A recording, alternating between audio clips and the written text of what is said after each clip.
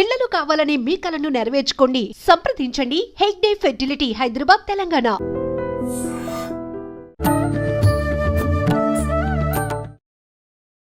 హరే కృష్ణ ప్రభుజీ. హరే కృష్ణ. ఎలా ఉన్నారు ప్రభుజీ? భగవంతుడి దయ.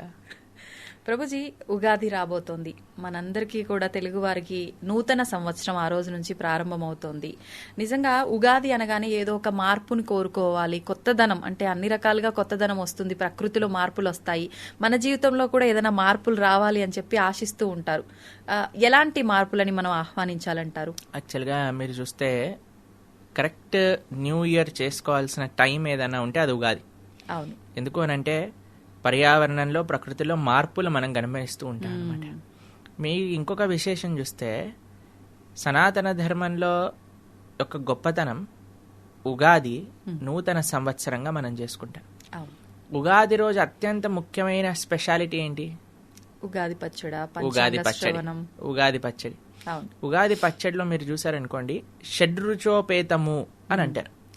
అని అంటే అన్ని రకాల రుచులు అందులో ఉంటాయి.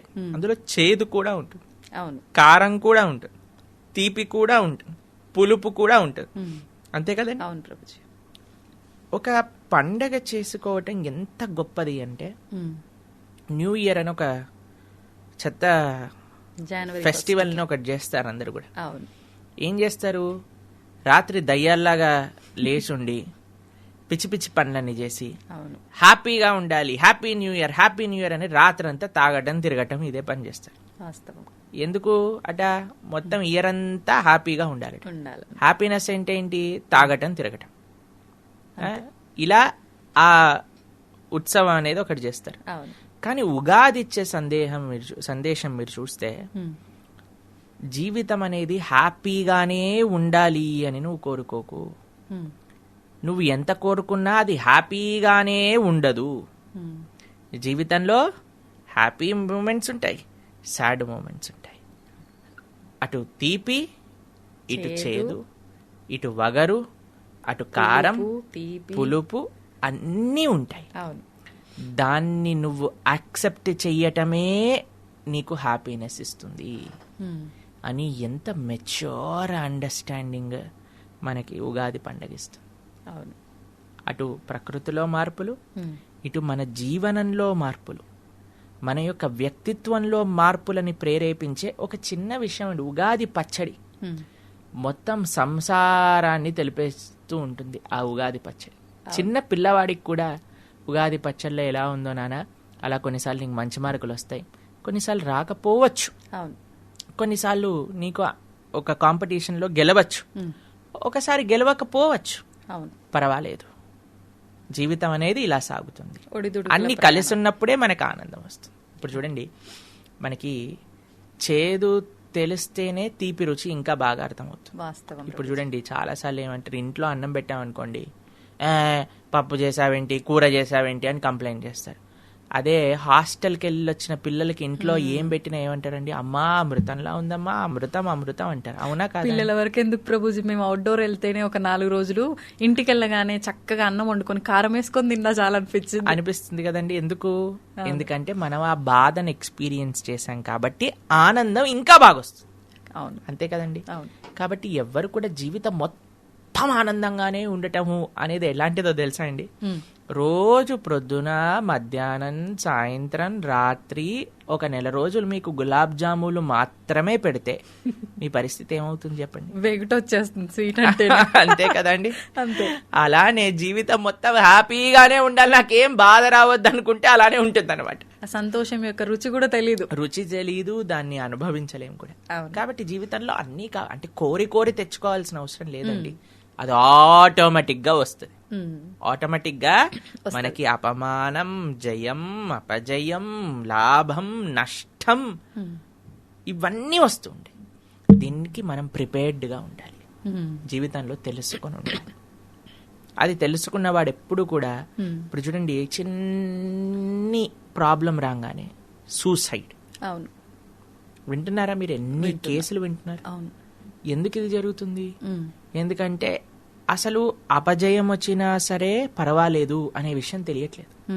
చిన్నదానికి పర్వాలేదు ఇది కూడా అనే జ్ఞానం లేదు. ఎందుకంటే మనం ఏం చెప్తున్నాం, బాగా చదువుకో, ఎందుకు ఆనందంగా ఉంటావు, మంచి ఉద్యోగం తెచ్చుకో ఆనందంగా ఉంటావు, మంచి పెళ్లి చేసుకో ఆనందంగా ఉంటావు, అవును, ఇది చెయ్యి ఆనందంగా ఉంటావు. ఆనందమే ప్రముఖంగా పెట్టి జీవనం సాగిస్తున్నాం కాబట్టి. అలా కాకుండా ఆనందం కాదు, ధర్మం ముఖ్యం.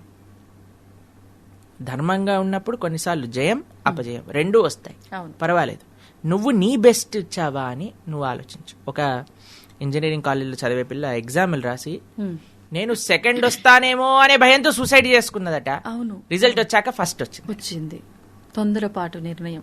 ఎందుకు ఇదే వస్తుంది? ఎందుకంటే అసలు ఏంటి తత్వము అని అర్థం కావట్లేదు. అలా కాకుండా మనం పిల్లలకి ఇలాంటి మంచి సనాతన ధర్మంలో ఉండే ఉత్సవాలు, ఇలాంటి విషయాన్ని ఉగాది తర్వాత వచ్చే మనందరికి ప్రీతిపాత్రమైన పండుగ శ్రీరామనవమి. అటువంటి రామచంద్రుడు మూర్తీభవించిన ధర్మం. రామో విగ్రహవాన్ ధర్మ. అటువంటి రామచంద్రమూర్తి తన జీవితంలో ఆచరించి చూపించాడండి. ఎలానో మీకు ఒక విషయం చెప్తాను. ఎప్పుడైతే దశరథ మహారాజు అయ్యా రామ నీకు రాజ్య పట్టాభిషేకం చేస్తున్నాము అని అంటే నవ్వాడట. నవ్విన ముఖాన్ని వర్ణిస్తున్నారు.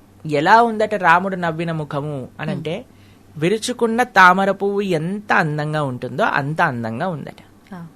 మరుసటి రోజే కైకమ్మ నువ్వు నీకు రాజ్యం దక్కదు, భరతుడికి రాజ్యం ఇస్తాను, నువ్వు 14 సంవత్సరాలు అరణ్యవాసానికి వెళ్ళాలి అని చెప్పింది. అప్పుడు కూడా రాముడు నవ్వుతూనే బయటికి వచ్చాడట. ఆయన నవ్వు ఎలా ఉందట చిరునవ్వు అనంటే కేవలం విరుచుకున్న తామర పువ్వులా కాదు, అప్పుడే విరుచుకున్న తామర పువ్వు ఎంత ఫ్రెష్ గా నిగనిగలాడుతూ ఉంటుందో అంత అందంగా ఉన్నదట రాముడి యొక్క శ్రీముఖం. అంటే మనకి ఏది జరిగినా కొన్నిసార్లు సన్మానం దొరుకుతుంది, కొన్నిసార్లు అపమానానికి గురవుతాం, కొన్నిసార్లు జయం వస్తుంది, కొన్నిసార్లు అపజయం వస్తుంది. వీటన్నిటికీ కూడా సిద్ధముగా ఉండు. తథా మానాపమానయో. కృష్ణుడు భగవద్గీతలు చెప్పారు. ఇప్పుడు ఎండాకాలం, అందరు విడవెళ్ళాడిపోతున్నారు ఎండకి. ఎండాకాలం అయిపోయాక మళ్ళీ వర్షం పడంగానే ఓ ఈ రోడ్లన్నీ పోతున్నాయి, వర్షం ఎప్పుడు ఆగిపోతుందండి. వర్షాకాలం అయిపోగానే చలికాలం గసగసనిపోతా. ఇవన్నీ మారుతూనే ఉంటాయి. మనం ఆపగలుగుతామండి? లేదండి, నాకు మామిడి పండ్లు ఇష్టం, మొత్తం సంవత్సరం అంతా ఎండాకాలమే కావాలి. ఆగలుగుతామా? ప్లస్ మీరు చూడండి, ఒక్కొక్క కాలానికి ఒక్కొక్క డిసడ్వాంటేజ్ ఉంది, అడ్వాంటేజ్ ఉంది. అవును, సమ్మర్ వేడి ఎక్కువ కానీ సెలవులు అప్పుడే వస్తాయి, మామిడి పళ్ళు వస్తాయి. అవునా కదా? ఇప్పుడు వర్షాకాలంలో వర్షాలు పడుతుంటాయి, చాలా ఇది సోమరతనం అనిపిస్తుంది, ఎక్కడికి పోబుద్ది కాదు, బట్టలారం. కానీ ఎక్కువ వర్షం పడి రోడ్లన్నీ జామ్ అయిపోతే మనకి ఆఫీస్ సెలవు వచ్చేస్తుంది. అవును, మేము చిన్నప్పుడు వెయిట్ చేస్తుండే వాళ్ళం, ఎప్పుడు వర్షం పడి మొత్తం తుఫాన్ వచ్చి రోడ్లన్నీ నిండిపోయి స్కూల్కి హాలిడే ఇస్తా. మా స్కూల్ వాళ్ళు ఎంత వర్షం పడ్డా హాలిడే ఇచ్చేవాళ్ళు కాదనమాట. అయితే మాకు చాలా బాధేస్తుంది, ఇంత వర్షం పడ్డా ఎందుకు సెలవులు ఇవ్వట్లేదని. ఇప్పుడు మాత్రం చిన్న చిన్న దానికి వర్షాలు పడితే ఫ్యాన్లు ఎక్కడ పడిపోతున్నాయో, గోడలు ఎక్కడ పడిపోతున్నాయో చాలా సెలవులు ఇచ్చేస్తున్నారు. తర్వాత ఇప్పుడు చలికాలంలో చలి ఎక్కువ ఉంటుంది, కానీ మంచి ఆహ్లాదకరమైన వాతావరణం ఉంటుంది. కాబట్టి అన్నిటికీ ఒక మంచి ఒక చెడు అనేది ఉంటుంది. అలానే జీవితంలో కూడా మనం హ్యాపీగా మనకు వచ్చే మంచి చెడులు రెండింటినీ యాక్సెప్ట్ చేసుకుంటూ నడుస్తూ ముందుకెళ్తే అది జీవితం యొక్క పరమార్థం. నూతన సంవత్సరము అని అంటే ఒక కొత్త మార్పు వైపు మనం మారటం. కాబట్టి ఉగాది మనం చేసుకోబోతున్న అందరూ కూడా ఒక చైతన్యం వచ్చి హ్యాపీ న్యూ ఇయర్ చెప్పొద్దండి, హ్యాపీ న్యూ ఇయర్ చెప్పొద్దండి, ఉగాది శుభాకాంక్షలే అని న్యూ ఇయర్ అప్పుడైతే చెప్పారు. కానీ ఉగాదికి ఎంత గొప్పగా వాళ్ళు చేసుకుంటారు, ఎంత గొప్పగా ఇప్పుడు న్యూ ఇయర్ రెజల్యూషన్స్ అంటారు. అలా ఎంతమంది ఉగాది రెజల్యూషన్స్ తీసుకుంటారో వేచి చూసి ఉండాలి. నిజంగా ఉగాది రెజల్యూషన్ అంటే నిజంగా నాకు ఒక ప్రశ్న అండి.